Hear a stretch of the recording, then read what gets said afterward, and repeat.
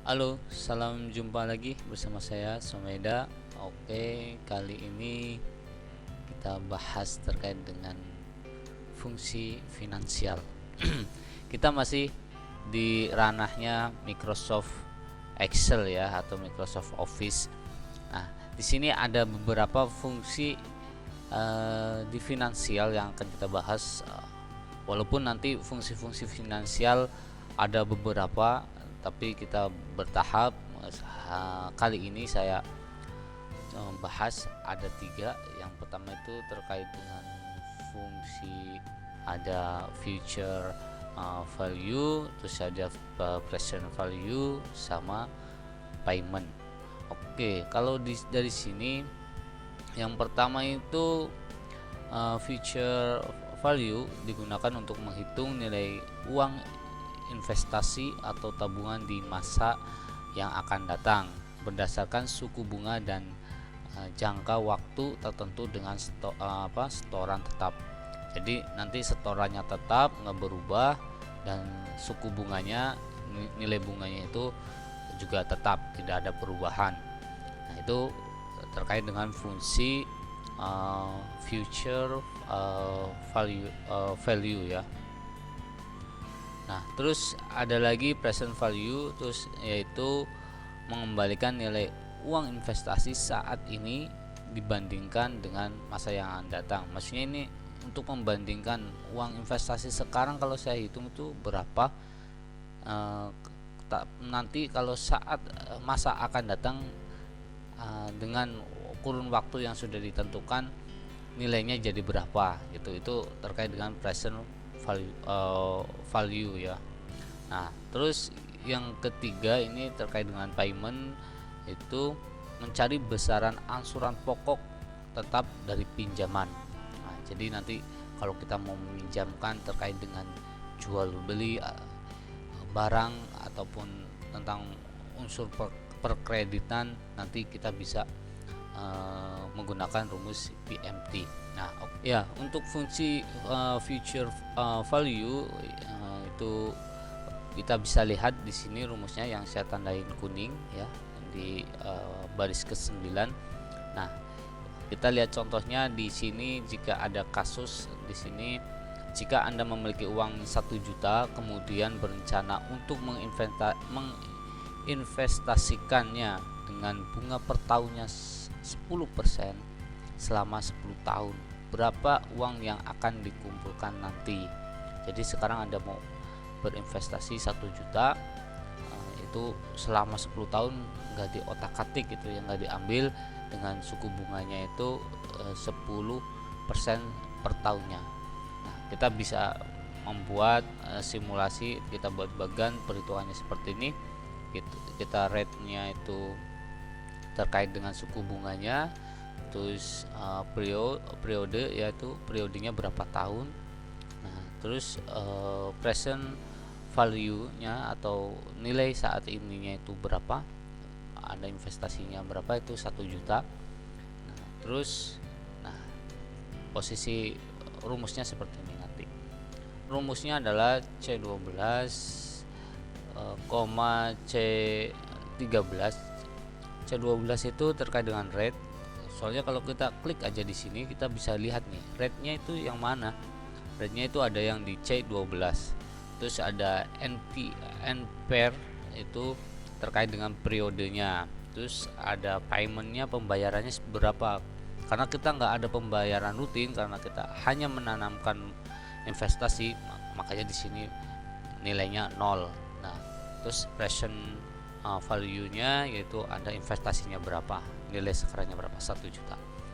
Oke, terus tipenya 0 karena dia tidak berulang, karena cuma sekali saja. Oke, kita bisa lihat. Nah, jadi nanti nilai uang Anda di 10 tahun yang akan datang menjadi 2.593.742 itu. Jadi Anda menyimpan uang, nanti Anda mendapatkan nilai uang di masa yang akan datang sebesar 2.500.000 sekian. Oke, itu kasus pertama. Nah, kasus yang kedua, jika di sini seseorang mendepositokan uang sebesar 20 juta dengan tingkat suku bunga sebesar 8% per tahun, dan selanjutnya setiap awal tahun ia menambahkan depositonya sebesar 1 juta, maka berapa jumlah uang yang akan diterima pada akhir tahun kelima. Nah, di sini ada sistemnya dan melakukan investasi berulang. Nah, kita rate-nya kita jelas di sini berapa sih suku bunganya, itu ada 8%, terus periodenya berapa, ada 5 tahun, terus paymentnya atau pembayaran yang berulang nanti selama per tahun awal ya, dia akan menambahkan depositnya menjadi plus 1 juta itu. Terus ada lagi di sini terkait dengan present value, yaitu investasi di awalnya berapa sih, 20 juta. Nah, terus tipenya 1 karena dia ada kegiatan yang berulang. Oke, rumusnya yaitu sama dengan FV buka kurung C24 yaitu tengah rate. Nah, ini bisa dilihat. Nah, oke. Nah, ya. Nanti ketemunya seperti ini. Oke, ini taruh sini. Nah, hasilnya 35 juta sekian ya. 35.722.491 rupiah. Itu nanti 5 tahun yang akan datang, di tahun terakhir Anda mempunyai pertukaran atau penambahan uang menjadi 35 dari 20 plus 1 juta, 20 juta plus 1 juta setiap tahunnya. Oke. Kasus yang ketiga, Yami mendepositkan uangnya di bank setiap awal tahun sebesar 2 juta dengan bunga sebesar 10% per tahun. Berapa total uang Yami selama 5 tahun? Nah, untuk lebih jelasnya kita bisa simulasikan. Di sini sudah ada tabel terkait dengan perhitungan future value sama terkait dengan simulasinya. Dilihat dari tabel yang sebelah kiri, di sini ada perhitungan terkait dengan FV yaitu future value. Nah, di sini ada simulasinya. Nah, di sini kita bisa dilihat bahwa saldo awalnya masih 0 ya. Terus 1 tahun berikutnya saldo awalnya itu 2 juta. Ini belum dapat bunganya. Nah, terus yang untuk periode kedua dan mendepositkan uangnya lagi, terus dia mendapat bunganya 200. Nah, nanti dibayar setoran ya. Ini setoran awal tahunnya. Oke. Jadi nanti di periode kelima atau 5 tahun terakhir dia mendapatkan 12,21 juta ya. 12,210.200 rupiah tuh. Nah, ini dilihat dari penjelasan simulasinya. Oke, lanjut ke present value. Nah, fungsi dari present value tadi sudah saya sampaikan, yaitu mengembalikan nilai uang investasi saat ini dibandingkan dengan masa yang akan datang.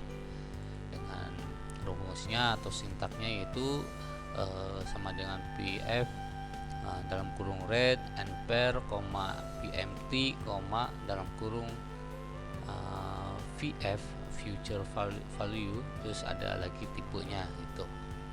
Oke, kita langsung aja ke kasusnya. Nah, kasusnya contohnya Lestari menabung uang secara rutin setiap bulan 2 juta selama 5 tahun dengan suku bunga yaitu 5%.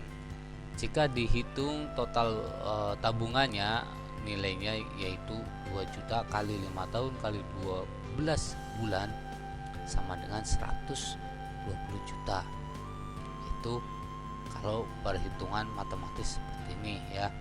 Nah, kalau dihitung dengan rumus present value, kita bisa petakan, kita gambarkan di sini. Nilai rate-nya itu 5%. Terus berapa periode? Itu ada 5 tahun. Terus pembayarannya itu 2 juta. Nah, ya karena tidak ada transaksi yang berulang, jadi 00. Terus kita coba masukkan rumusnya. Nah, di sini didapat 105,981.413 rupiah. Tuh. Ini berdasarkan adanya rumus dengan percent value ya. Jadi kita membandingkan, mungkin kalau saat kita hitung dengan perhitungan matematika seperti ini, 2 juta kali 5 tahun terus dikali 12 bulan, ya nanti kita yakin mendapatkan 120 juta. Nah, kalau secara rumus present value, Anda mendapatkan hanya 105 juta sekian. Tuh. Oke. Terus kasus yang kedua itu terkait dengan Sally mendepositkan uangnya di bank setiap awal tahun sebesar 2 juta dengan bunga 10% per tahunnya selama 5 tahun. Ia berharap uangnya menjadi 15 juta. Berapa saldo awal yang harus ada di rekeningnya? Oke. Dia berharap nanti terakhirnya itu FV-nya itu future value-nya itu ada 15 juta. Kalau di atas kan FV-nya itu nggak ada, cuma dia ada namanya dia berapa depositnya, berapa periodenya, berapa bunganya. Nah, kalau di sini kita tambahkan FV-nya ya. Kita bisa hitung bahwa present value-nya di sini, deposit awalnya dia harus ada 1.732.246 rupiah. Nah, di sini kita simulasikan setoran awalnya nanti dia 2 juta. Nah, karena kita kan FI ini Sally ini mintanya pokoknya setiap awalnya itu 2 juta, tapi nanti nilai atau future value-nya di 5 tahun yang akan mendatang itu 15 juta. Nah, kita dapat di tahun pertama dia mendapatkan saldo 3,905.471 rupiah ya, 94 tuh.